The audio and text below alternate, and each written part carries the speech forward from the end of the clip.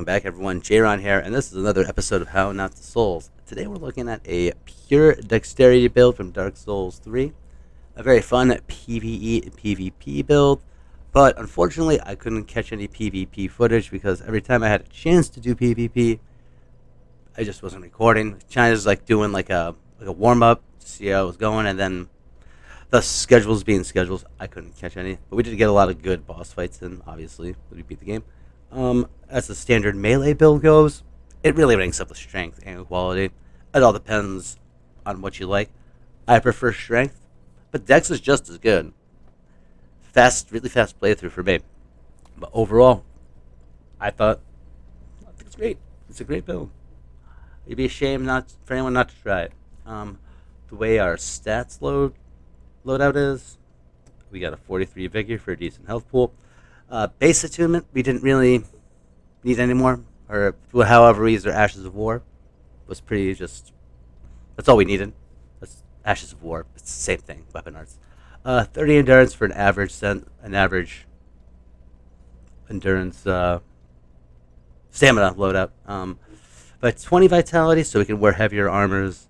Strength, just to meet weapon requirements.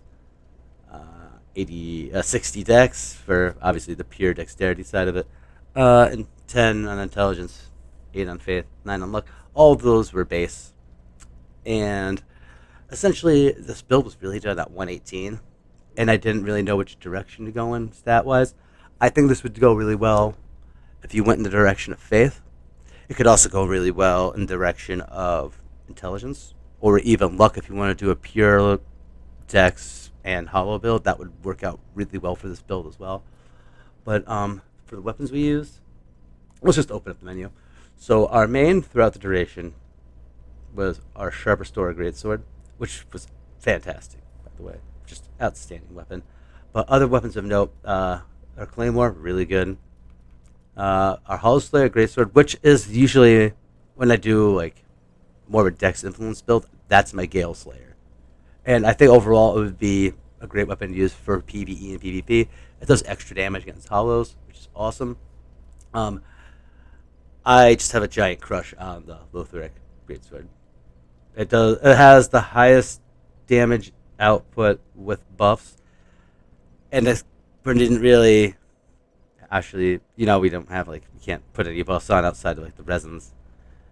But with lightning weapon, a sharp Lothric Greatsword and lightning weapon does 900 damage. But for what we were doing with this weapon, here we can even look at. That's fine. Two-handed, still was my best weapon. 689 with a 60 dex plus 10 sharp infusion.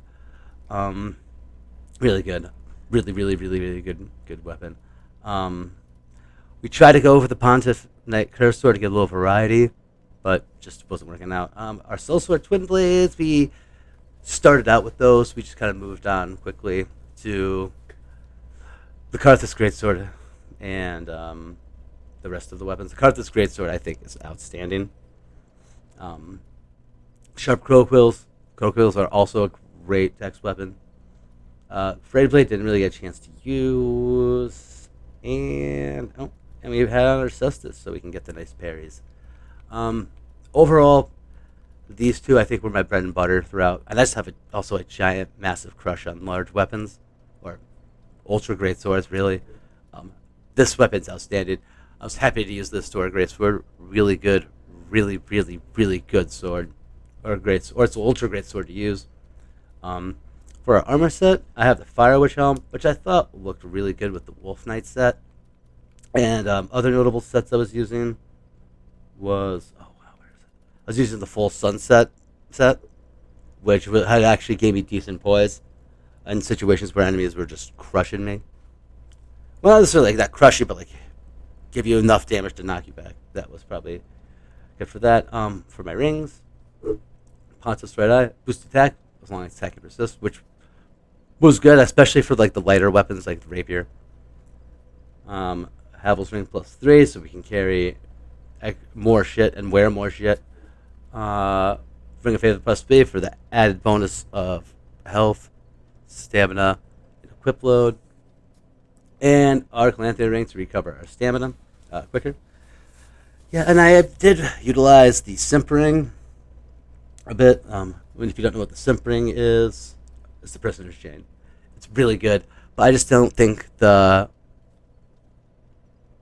extra damage taken is worth the increase on health, endurance, and vitality. It's good, but just for us and this currently at this build, this wasn't the right choice. But you can do what you want if you make this build. It's all up to you. But consumables, boom, be what they be. I prefer the kukri, poison knives. I'm a big fan of the dark resin, but other resins are also very reasonable as well. But overall, great, great, great time. Like my fastest playthrough ever was with this. And I do like the look of the Witch Helm with the Wolf Knight set. I just don't like the helmet of the Wolf Knight set. Like the colors are great, everything works really well with the Wolf Knight set, but I think it's like the little tassel of Artorias' helmet is just kind of, I don't know, I don't like it. I thought the Fire Witch helmet worked really well with this. So for the style, and yeah, that's about it. Um, Sorry for the lack of PvP and the footage coming up, but I had a great time with it, and I hope you enjoy the footage. And I'll see you later. Peace out.